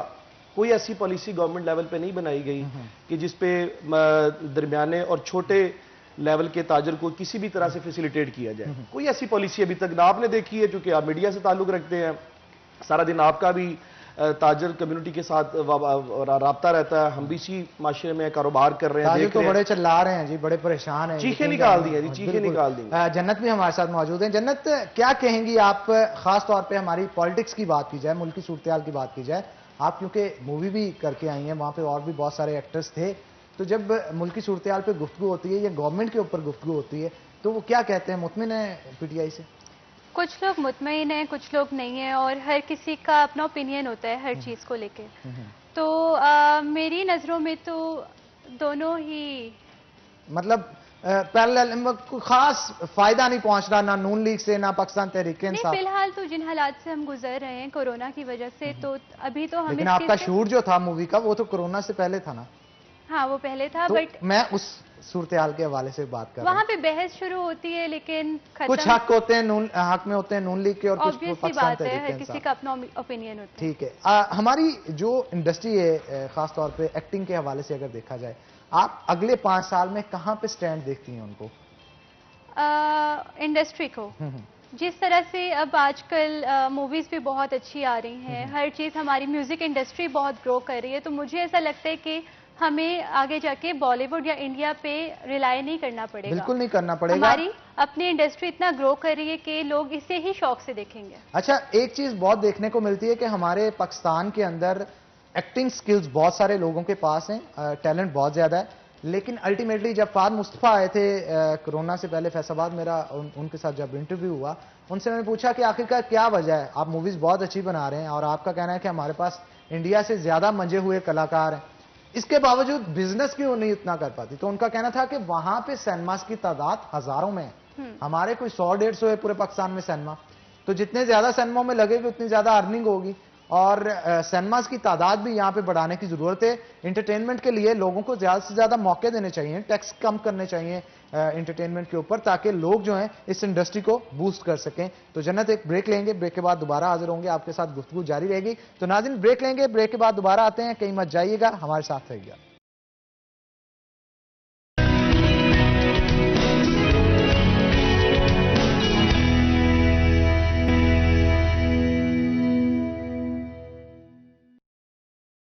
वेलकम बैक नाज़रीन, ब्रेक के बाद खुशामदीद। और ब्रेक से पहले जो हमारे साथ जन्नत मिर्जा मौजूद थी, उनसे गुफ्तगू जो थी वो फिल्म इंडस्ट्री के हवाले से की जा रही थी, कुछ टिकटॉक के हवाले से भी बात कर रहे हैं। जन्नत, ये देखने में आता है कि हमारे पाकिस्तान के अंदर जो टिकटॉकर जरा फेमस हो जाती है उसको हरास किया जाता है, अकाउंट्स हैक कर लिए जाते हैं, इस तरह के प्रॉब्लम्स उनको फेस करने पड़ते हैं। मतलब आखिरकार क्यों किया जाता है? आप भी किसी दौर में टिकटॉकर रही हैं, इतना डिग्रेड करने की, और जो ऊपर को जा रहा होता है हमारे माशरे में उसको टांग खींचने की जो है वो बहुत ज्यादा कल्चर जो है वो देखने को मिलता है। तो आप क्या कहेंगी इस हवाले से? जी बिल्कुल, आप ठीक कह रहे हैं। मैं सबसे पहले तो कहना चाहूंगी, व तो इज्जु मन तशाओ व तो जिल्लु मन तशाओ। बेशक अल्लाह जिसे चाहे इज्जत देते है, जिसे चाहे जिल्लत देते हैं, लोग आप जिस मर्जी फील्ड में हो, आपको जज तो वो करेंगे, चाहे आपको जज लोगों ने करना है, लेकिन जब आपको अपने ऊपर यकीन होता है या आपकी फैमिली को आप पे यकीन होता है, तो फिर दुनिया आपकी टांगे खींचती भी रहे तो उससे कोई फर्क तो नहीं। अक्ल अल्लाह पे रखना चाहिए, अल्लाह पे यकीन करना चाहिए और अल्लाह ही बेहतर करता है, जो करता है बेहतर। लेकिन जो इस तरह के करता है प्रोपोगंडा, वो किसी न किसी तरह, किसी न किसी लाइफ के फेज में उनकी फैमिली में भी उनको किसी न किसी तरह फेस करना बिल्कुल, मैं मुकाफाती अमल पे बहुत यकीन रखती हूँ कि आप जिसके साथ जैसा करोगे वैसा भरोगे, तो इंशाल्लाह जो भी किसी के साथ बुरा करेगा वो अपना अंजाम इस दुनिया में देख के जाएगा। अच्छा जन्नत, बहुत सारी लड़कियां हैं जिनको इस तरह की चीजों को फेस करना पड़ता है, आप क्या पैगाम, क्या मैसेज देना चाहेंगे उस वक्त? क्योंकि अभी आजकल मैं भी इस फेज से गुजर रही हूँ, मुझे भी कुछ पिक्चर्स को वायरल करके मेरा नाम दिया जा रहा है, तो मैं उन लड़कियों से ये कहना चाहूंगी कि हार मत माने, लोग आपको हराना ही चाहते हैं, तो हार मत माने, बल्कि मैं अपने एक अकाउंट बनाऊंगी जहां पे मैं लड़कियों के लिए, अपनी बहनों के लिए आवाज बनूंगी, जो कि जिन्हें लोग ब्लैकमेल कर रहे हैं या उनको कह रहे हैं कि हम ये कर देंगे वो, और वो बोल नहीं सकती बदनामी के डर से, उनके पीछे मैं स्टैंड लूंगी और इंशाल्लाह मैं पीछे से उनकी सारी हेल्प करवाऊंगी। आप हेल्प करेंगी और ना सिर्फ हेल्प करेंगी बल्कि उनकी आवाज भी बनेगी सोशल मीडिया पे, क्योंकि आपके फॉलोअर्स जितने हैं तो आपकी आवाज दुनिया सुनेगी भी। जी इंशाल्लाह बिल्कुल सुनेगी और मैं उन सबके साथ खड़ी हूँ। वैसे ये नाज़रीन को मैं बताना चाहता हूँ, ये ब्रेकिंग है हमारे चैनल के ऊपर बहुत बड़ी, कि जन्नत मिर्जा अगर खुद इस फेज से गुजरी, उनका कहना है कि ऐसे लोग जो कि प्रोपोगंडा करते हैं ना सिर्फ उनके खिलाफ बल्कि बहुत सारी खवातीन जिनको ये चीजें फेस करनी पड़ रही हैं उनके लिए आवाज बनेगी और एक अकाउंट तैयार किया जाएगा और यूनिटी शो की जाएगी उन खवातीन की जानब से कि ऐसा कोई भी शख्स है जो कि उनके खिलाफ अगर आवाज उठाता है तो उसके खिलाफ कानून के मुताबिक कड़ी से कड़ी जो है वो कार्रवाई करवाई जाएगी। आपकी जानब से भी कोई कार्रवाई करवाने का सोचा गया है कोई इस तरह की? जी बिल्कुल, जो मेरे खिलाफ है उनको कानून पूरी तरीके से उनको पकड़ेगा, लेकिन अभी ये कि कानून पकड़ेगा, लेकिन बात ये होती है असल में कि जब उनको सबक मिलेगा तो उन जैसे हजारों जो ऐसा काम कर रहे हैं वो भी उसको देख के डरेंगे और इस तरह का काम करने से पहले 100 दफा सोचेंगे। यही मैं चाहती हूँ कि वो ऐसा काम करे ही ना, उनके दिल में इतना खौफ हो कि कानून का खौफ हो, अल्लाह का खौफ हो, वो कभी ऐसी हरकत ना। बेशक जी, किसी खातून की इज्जत को बड़े माशरे के ऊपर अंदर उछालने पे से पहले उस शख्स को अपना करैक्टर देखना चाहिए कि वो खुद किस करैक्टर का मालिक है, कि वो एक साफ सुथरी खातून के ऊपर कोई इल्जामात या कोई इस तरह का घिनौना काम जो है वो अगर करता है कि पिक्चर्स वायरल कर देता है, क्योंकि आजकल अडोब शूट और फोटोशूट वगैरह जो है वो एडिट कर लेते हैं, वीडियोज एडिट कर लेते हैं, ये ट्रेंड बहुत वायरल हो रहा है। किसी को भी अगर किसी शख्स ने जलील करना होता है, अगर उसकी एक्सपर्टीज है एडिटिंग के अंदर तो वह एडिट करके कुछ भी लगा लेता है और लोग उसे सच मान लेते हैं।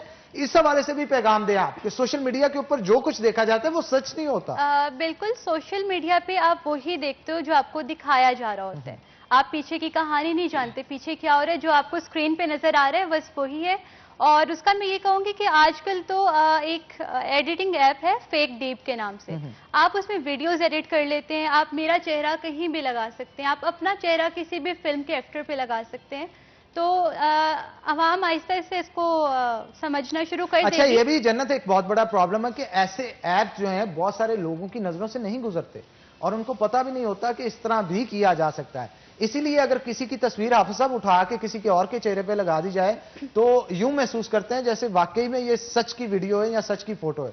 लोगों को अवेयरनेस की बहुत ज़रूरत है इस चीज़ में, उन्हें पता होना चाहिए कि आजकल जो टेक्नोलॉजी जहाँ पे जा चुकी है ये सब वहाँ बहुत आसानी से हो जाता है और किसी के साथ भी हो जाता है और खवातीन की आवाज भी आप बनेगी। अच्छा, जैसे आपने अनाउंस किया है तो कुछ खवातीन आपकी तरफ मूव भी की होंगी कि हमारा भी ये मसला है, हमें भी इस तरह के प्रॉब्लम्स फेस करने पड़े, खासतौर पे टिकटॉकर्स, क्योंकि ऑल ओवर दी पाकिस्तान जितने भी फेमस टिकटॉकर्स हैं आपके साथ रास्ते में तो होंगे, क्योंकि इनका मीट एंड ग्रीट भी होता रहा है। मैंने पिछले दिनों कुछ शोज भी किए थे उनके ऊपर, तो आप क्या कहेंगी, उनकी जानिब से भी कोई इस तरह की शिकायत आपको मौसूल हो रही?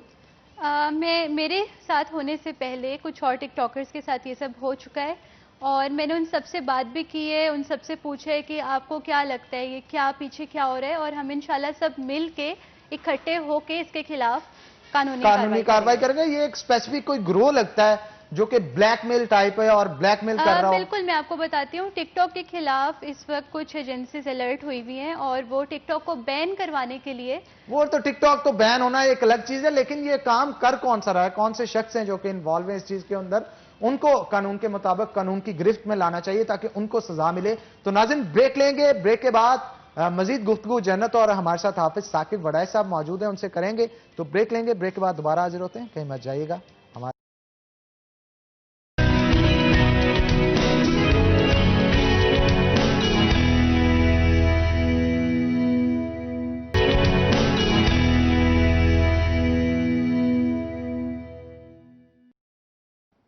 वेलकम बैक नाज़रीन, ब्रेक के बाद खुश आमदीद। हाफिज साकिब वड़ाइच हमारे साथ मौजूद हैं, उनसे भी मैं सवाल करना चाहूंगा। हाफिज साहब, हमारी नौजवान नस्ल का एक स्पेसिफिक ग्रोह जो कि इस तरह की हरकतों में इन्वॉल्व होता है, उनको वैसे शर्म आनी चाहिए कि किसी के खिलाफ भी कोई भी बात कैसे भी उठ के कर देता है और किसी भी प्लेटफॉर्म पे कर देता है और उसको ये नहीं पता होता कि अगले की जिंदगी इससे कितनी इफेक्ट करेगी। अगर यही बात उनके खिलाफ कोई या उनकी फैमिली के खिलाफ कोई करे तो उनको किस तरह से फील होगा? अगर यही बात वो सोच लें तो मेरा ख्याल है बहुत सारा माशरा वैसे ही ठीक हो जाएगा। हाँ जी नाना, आपने बिल्कुल दुरुस्त फरमाया। मैं आपसे पहले भी बात जिक्र कर रहा था कि मुझे इंतहाई अफसोस है कि तो हम इस्लामिक कंट्री में रह रहे हैं और अपने आप को मुसलमान भी कहलवाते हैं, और सबसे शर्म वाली जो बात है वो ये है कि हम ना किसी की माँ की, ना बहन की, ना बेटी की इज्जत करना पसंद ही नहीं करते। हालांकि ये जो कलमा हम पढ़ रहे हैं उसमें ये बेसिक है। उसमें हमारा दीन और इस्लाम सिखाता है कि किसी की माँ को माँ कहें, बहन को बहन कहें, बेटी को बेटी कहें, इज्जत की निगाह से देखें।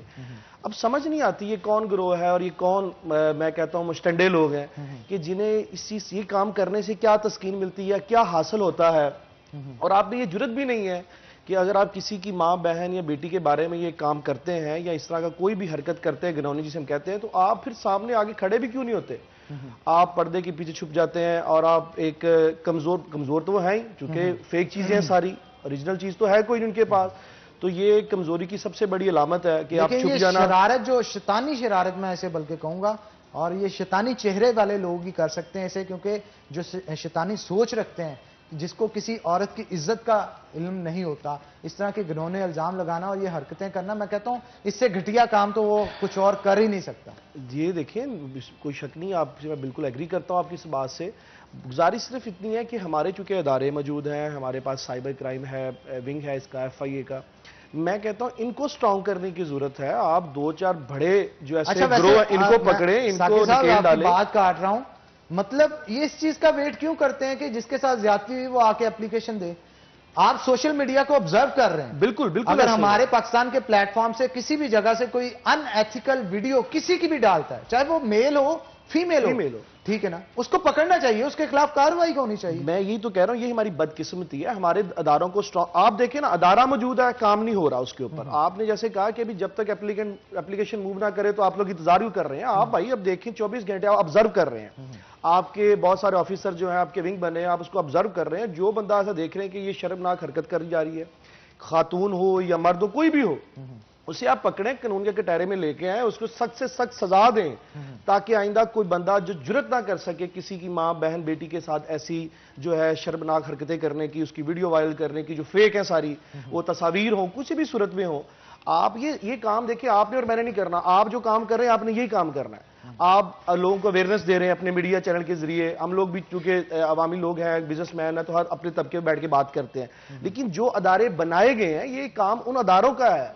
ये स्ट्रांग और ये विल पावर उनकी होनी चाहिए, बिल्कुल उनकी होनी चाहिए, और उनको इसके ऊपर एक्शन लेके जो है वो जो शख्स इस तरह के घिनौने काम कर रहे हैं उनके खिलाफ कानून के मुताबिक कार्रवाई करनी चाहिए, ताकि दूसरे भी उसको देख के सबक हासिल करें। तो जन्नत भी हमारे साथ मौजूद है। जन्नत, आप थोड़ा लाइटर मूड की तरफ चलते हैं, थोड़ी लाइटर मूड की तरफ गुफ्तगू करते हैं। हमारा एक सेगमेंट होता है कि मैं कोई एक लफ्ज पूछता हूं और लफ्ज के सुनने के बाद आपके ज़हन में जो भी बात आएगी आप उसे एलैबोरेट करेंगे, ठीक है? स्टार्ट करें, तैयार हैं आप?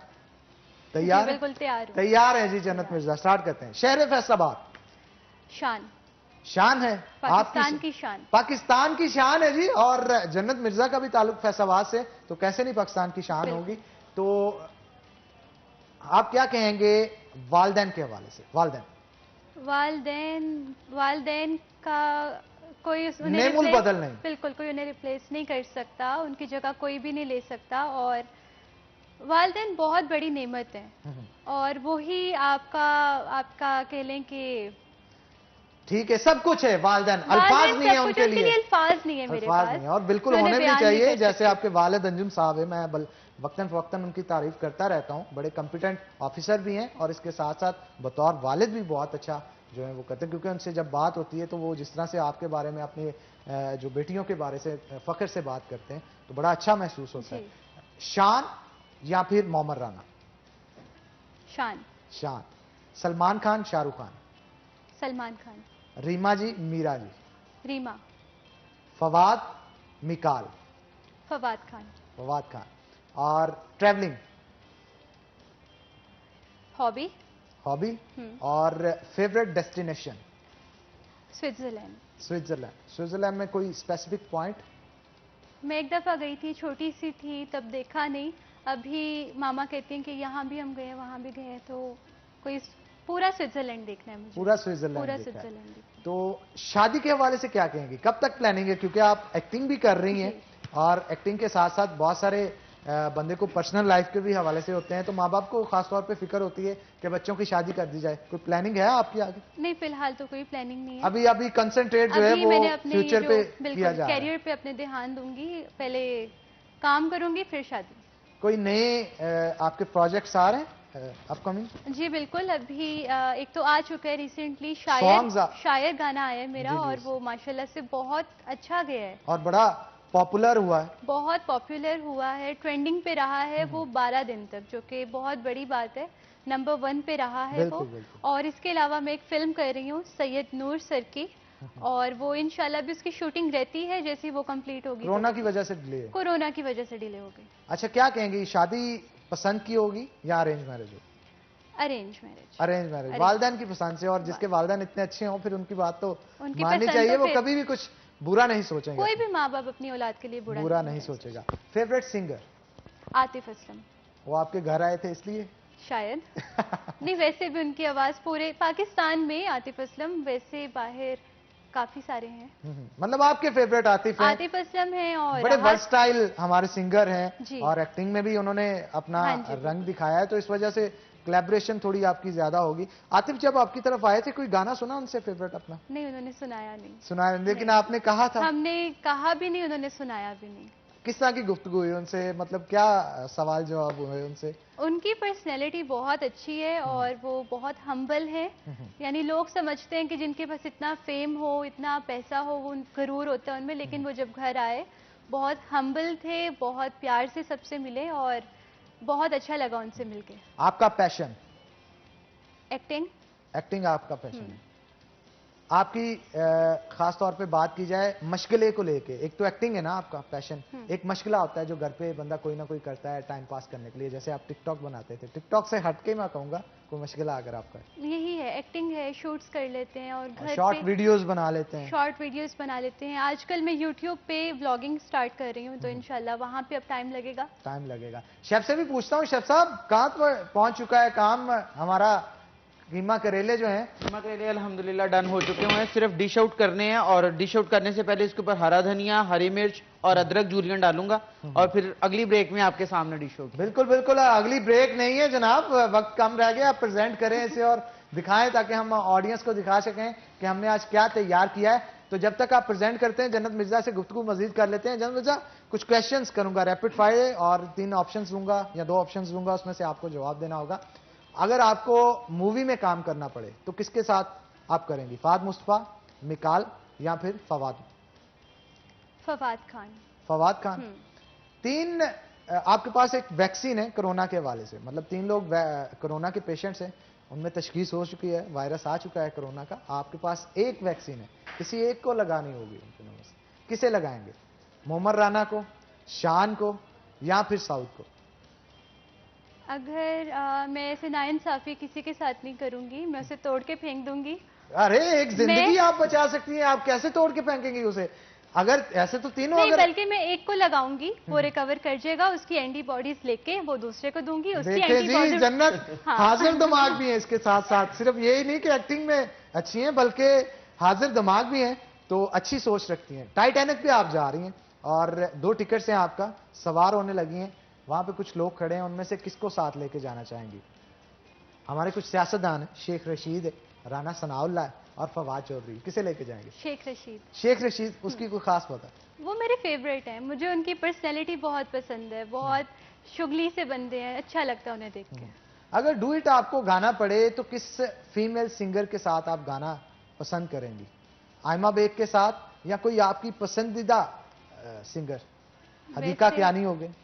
आयमा बेग बहुत अच्छी लगती है मुझे, लेकिन हाँ वो क्यूबी कुरतुलैन बलोच, कुरतुलैन बलोच, वो मुझे बहुत- वो काफी फेमस है आज। हाँ जी बिल्कुल। और इसके साथ साथ और भी बहुत सारी हमारी फीमेल एक्ट्रेस जो सिंगर्स हैं, वो अपना नाम मुल्क पाकिस्तान के अंदर नहीं बल्कि ऑल ओवर द वर्ल्ड बड़ी फेमस हो रही हैं। बॉलीवुड की बात कर लेते हैं। बॉलीवुड के अंदर इन फ्यूचर अगर आपको काम करना पड़े तो कौन से स्टार को प्रेफरेंस देंगी? शाहरुख खान को, सलमान को या अजय को? इनकी जगह एक और चूज कर सकती हूँ या इन्हीं में से? आप मेरा ख्याल जो और चूज करेंगी वो वर्सटाइल होगा, जरा रणबीर होगा या फिर रणबीर होगा। रणबीर सिंह होगा या रणबीर सिंह। कपूर होगा? रणबीर सिंह। रणबीर सिंह होगा जी। तो अच्छा, वो वैसे काफी नौजवान खवातीन की धड़कन थे, लेकिन दीपिका के साथ रिसेंटली उनकी शादी भी होगी तो बहुत सारी लड़कियों के दिल भी टूटे। बहुत सारी मतलब जिस तरह से लड़कियों के टूटे, लड़कों के भी टूटे, क्योंकि जहाँ पे रणबीर को बहुत सारी लड़कियां पसंद करती थी, दीपिका को भी बहुत लड़कियां। हाफिज साहब, आपके मुंह पे बड़ी स्माइल आ रही है दीपिका का नाम सुन के। आपको देख के खुश हो रहा हूँ। मुझे देख के खुश हो रहे हैं, दीपिका का नाम सुन के नहीं खुश हो रहे? नहीं, वो मैं ऐसे बता नहीं सकता। बता नहीं सकते क्योंकि घर भी जाना है, मॉर्निंग का टाइम है, इस हवाले से थोड़ा सा हाँ, एहतियात बरतनी जरूरी है। अच्छा, खाने की टेंशन ना ले, हाँ आज हम आपको खिला के भेजेंगे, क्योंकि अगर भाभी दीपिका का नाम लेने पे अकेला खाने का मसला नहीं है, घर जाने का सबसे बड़ा मसला है। अच्छा, किस तरह से भाभी की चलती है घर में या आपकी चलती है?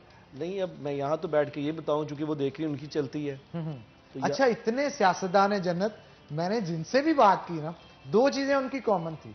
एक तो सबको मटन बड़ा पसंद है, और दूसरी चीज ये थी कि खास तौर पे जब भी बात की जाती थी घर में बड़ा सियासतदान कौन है, उनका कहना था बेगम है जी।